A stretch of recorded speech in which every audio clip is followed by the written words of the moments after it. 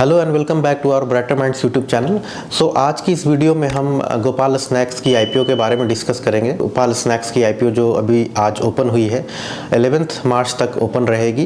Company जो है इस आईपीओ के थ्रू तकरीबन 650 करोड़ रुपीस जो है रेस कर रही है। हालांकि ये पूरा का पूरा इशू जो है ओएफएस है, इससे कंपनी को कोई भी पैसा नहीं आएगा बिकॉज ऑफर फॉर सेल में ये पैसा जो है प्रोमोटर ग्रुप को जाएगा।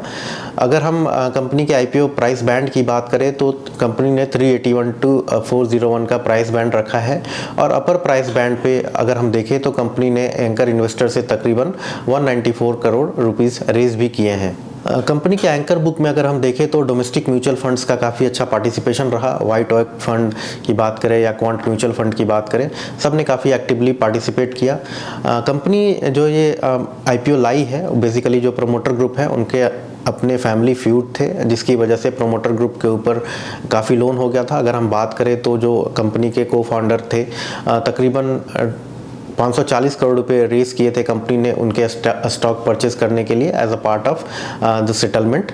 और कंपनी इस ओएफएस से जो प्रोमोटर ग्रुप है तकरीबन 540 करोड़ का जो डेट उन्होंने जेम फाइनेंशियल से रेस किया था उसको रिटायर करेंगे और इस डेट को रिटायर करने के लिए जो उनके शेयर प्लेस थे उसको भी कंपनी छुड़वाएगी। कंपनी के करेंटली जो शेयर प्लेस हैं वो तकरीबन 51% हैं, जो कि इस आईपीओ के बाद वो 0% के आसपास हो जाएगा। ब्रदर्स के इस फ्यूड की वजह से कंपनी के फाइनेंसेस पे भी काफ़ी असर पड़ा है। अगर हम लास्ट ईयर की बात करें तो तकरीबन 3.3% का टॉप लाइन ग्रोथ रहा। हालांकि जो नॉर्मलाइज ग्रोथ है वो तकरीबन 14% के आसपास का रहा है कंपनी का अपना मानना है कि इस आईपीओ के बाद वो डबल डिजिट ग्रोथ कर पाएंगे। गोपाल स्नैक्स के अगर हम बिजनेस की बात करें तो तकरीबन 76% कंपनी का जो रेवेन्यू है वो गुजरात से आता है, तो ऑब्वियसली वहाँ पे एक थोड़ा जियोग्राफिक कंसंट्रेशन है। हालांकि कंपनी आने वाले टाइम के अंदर में न्यू जियोग्राफीज़ के अंदर में अपने ये रेवेन्यू कंट्रीब्यूशन को बढ़ाना चाहती है। कंपनी जो है वो गठिया जो एक सेगमेंट होता है सेवरी का, उसके अंदर मार्केट लीडर है। पैन इंडिया बेसिस पे देखें तो तकरीबन 30% का मार्केट शेयर इस कंपनी के पास है। अपने ग्रोथ स्ट्रेटजी के वे में अगर हम देखें तो कंपनी अपनी ज्योग्राफिक एक्सपेंशन जो है वो मध्य प्रदेश, उत्तर प्रदेश, राजस्थान और महाराष्ट्र में फोकस करना चाहती है। अगर कंपनी के की स्ट्रेंथ की बात करें तो कंपनी का जो की स्ट्रेंथ है वो ये है कि company vertically and horizontally integrated है। कंपनी अपने लिए ग्राम फ्लोर बनाती है, कंपनी अपने लिए बेसन बनाती है, तो कहीं ना कहीं वहाँ पे उनका कॉस्ट कंट्रोल होता है और ऑब्वियसली क्वालिटी कंट्रोल भी होता है जिस तरीके से वो इन हाउस मैन्युफैक्चरिंग करते हैं। अगर हम कंपनी के डिस्ट्रीब्यूटर लेवल की बात करें तो तकरीबन 567 कंपनी के डिस्ट्रीब्यूटर्स हैं और जिसमें 45% डिस्ट्रीब्यूटर्स जो हैं वो गुजरात के अंदर में हैं। कंपनी की अगर हम मैन्युफैक्चरिंग इंस्टॉल्ड कैपेसिटी की बात करें तो तकरीबन 405 के मीट्रिक टन जो है कंपनी की अपनी प्रोडक्शन कैपेसिटी है। हालांकि कंपनी का यूटिलाइजेशन लेवल अभी इस ईयर में काफ़ी लो चल रहा है। कंपनी की कैपेसिटी यूटिलाइजेशन जो है वो FY21 में तकरीबन 40% थी, जो गिरकर अभी 28% हो गई। हालांकि मैनेजमेंट ने इसके अपने एक्सप्लेनेशंस दिए हैं और आने वाले टाइम के अंदर में कैपेसिटी यूटिलाइजेशन बढ़ने की भी बात कही है।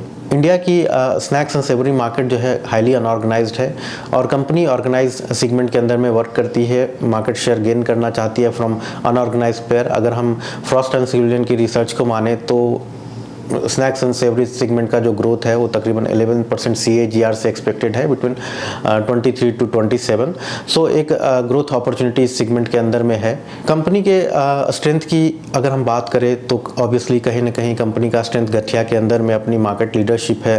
कंपनी का लो कैपेसिटी यूटिलाइजेशन है जो आगे आने वाले टाइम में वहाँ पे बढ़ सकता है। कंपनी की जो फ्रंट एंड टीम है कंपनी उसको बिल्ड करने में लगी है। जो प्रोमोटर्स जो थे उनके एग्जिट के बाद वो काफ़ी ज़्यादा डिस्टर्ब हो गई थी, तो ग्रोथ लीवर्स जो है वो आने वाले टाइम में वहाँ पे दिखेंगे। कंपनी की अगर रिस्क की बात करें तो ज्योग्राफिकल कंसंट्रेशन कंपनी की एक बड़ी रिस्क है।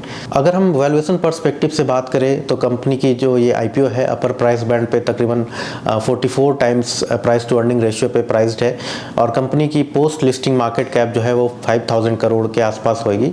अगर हम पीयर ग्रुप से कंपेरिजन करें तो ऑब्वियसली लो प्राइस्ड इन्होंने अपनी प्राइस टू अर्निंग रेशियो रखी है, but still 44x stakes is a bit on higher side. So from our point of view, one can look to subscribe this IPO but have a long time horizon in mind, because जो multiple हम पे कर रहे हैं that is on higher side, and business जो है वो scale up होने में और जिस तरीके से कैपेसिटी यूटिलाइजेशन को बिल्ड होने में थोड़ा टाइम लग सकता है, तो कहीं ना कहीं एक सब्सक्राइबर को जो इस IPO में सब्सक्राइब कर रहे हैं उनको लॉन्गर टाइम फ्रेम अपने माइंड में रखनी चाहिए.